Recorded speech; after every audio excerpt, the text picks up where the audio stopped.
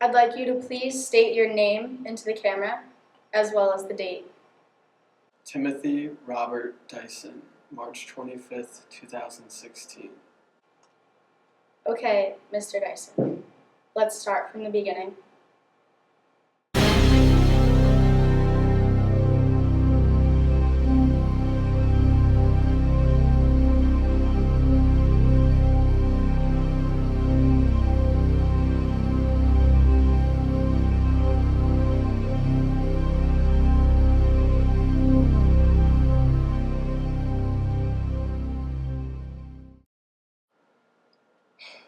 Her name is Mary Ashburn. I was the apple of her eye and the love of her life. Okay. But was she yours?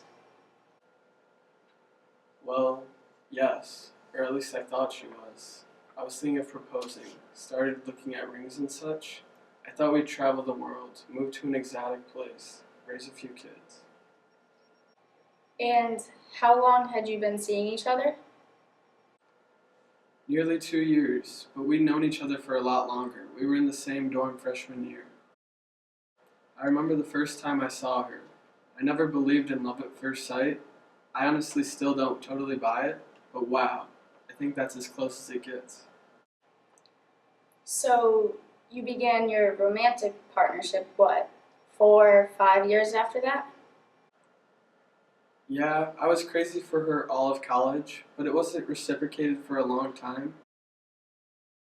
I think I weirded her out a little bit, but she came around, and that's all that mattered. So let me get this straight.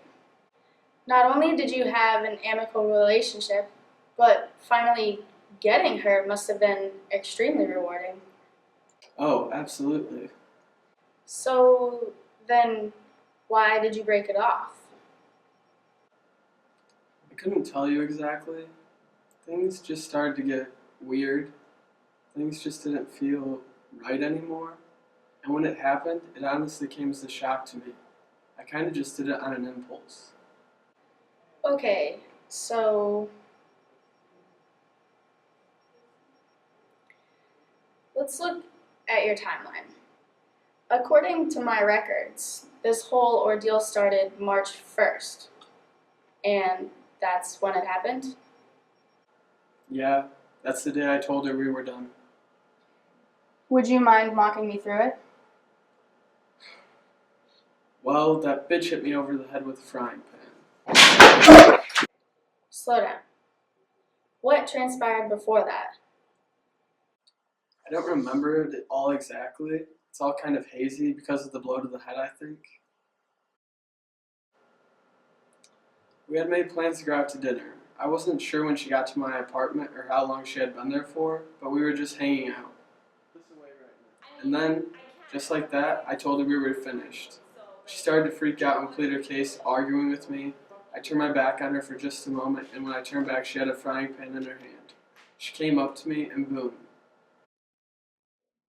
I never thought she could do something like that to me. Okay.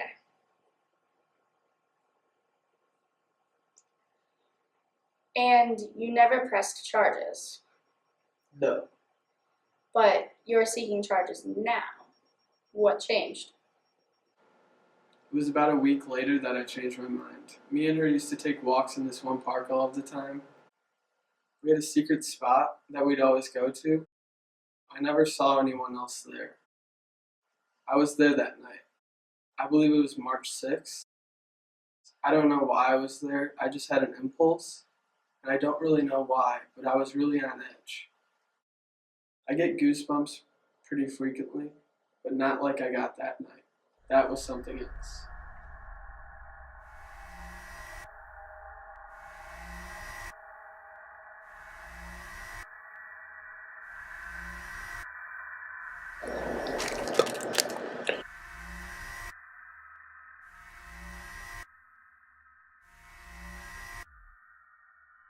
For the record, do you have any definitive recollection of seeing Mary at the scene? No. Without any definitive proof, Don't you think it may be a bit of an overreaction to place the blame on her? Absolutely not. And why is that? Well, when I woke up in the hospital, I still had my wallet and phone on me. If it were a mugging, those would have been long gone. No one else had any sort of vendetta against me, and more specifically, no one knows about that specific secret spot. Okay, moving on. Looking at your file, it seems as if that wasn't your only hospital visit in the last few weeks.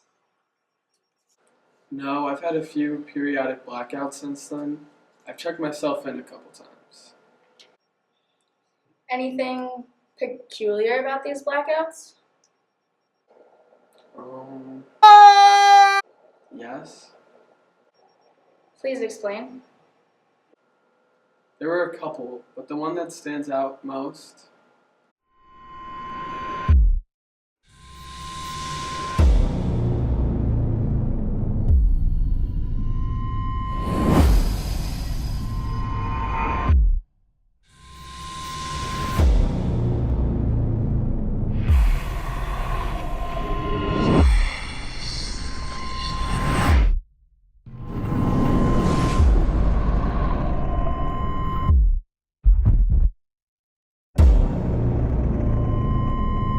Let's just say nothing I saw after these blackouts was pleasant.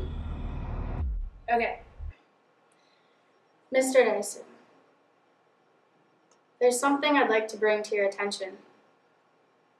Yes, can we please just fucking get to it? Why are you grilling me like this? I'm the fucking victim here. I'm getting to that, Mr. Dyson. Please, there's no reason to get upset. With all of these repeated threats against your life, of course the authorities have taken an interest in your case. No shit.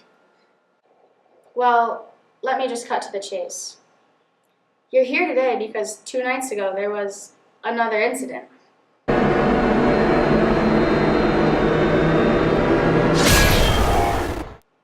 A strangling. Yes, there was. Well, during your first trip to the hospital, you indicated that the only other person who had access to your apartment was Miss Ashburn. Yeah, that's true. So, as a precautionary measure, a warrant was obtained and a surveillance camera was put in your room, in the hopes of providing conclusive evidence to indict Miss Ashburn. I think you should take a look at this.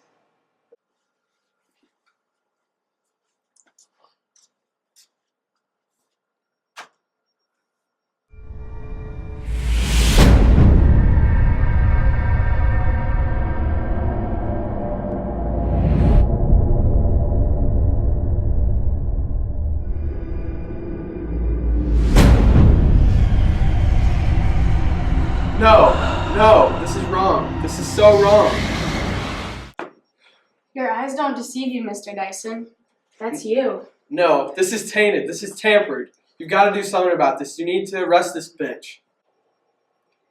We simply cannot do that, Mr. Dyson. You're the authority. You're the police. It's your duty to protect me and arrest this crazy woman. This is bullshit.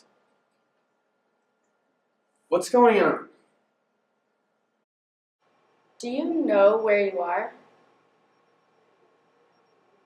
Mr. Dyson, you're in a psychic ward. No. No. No. No. Mr. Dyson, I'm sorry, but you are very mentally unwell. No. That fucking bitch set me up and you're with her. We've had an open dialogue with Miss Ashburn over the last few weeks, and I can tell you that's simply not the case. Mr. Dyson, you are responsible for all of this. It was Miss Ashburn who broke up with you, and she defended herself with a frying pan when you came at her wielding a knife.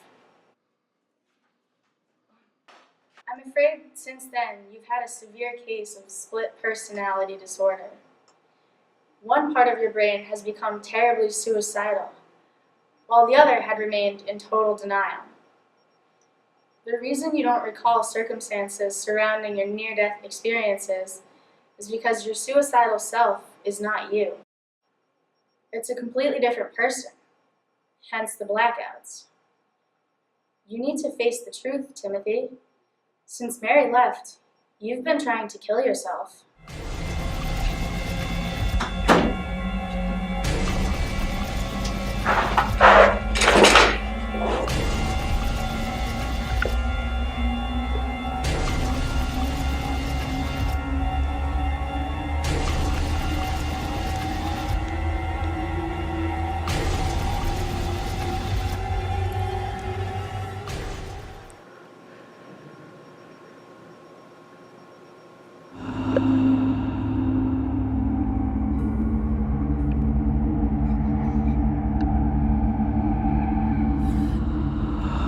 Oh my God, what happened to you?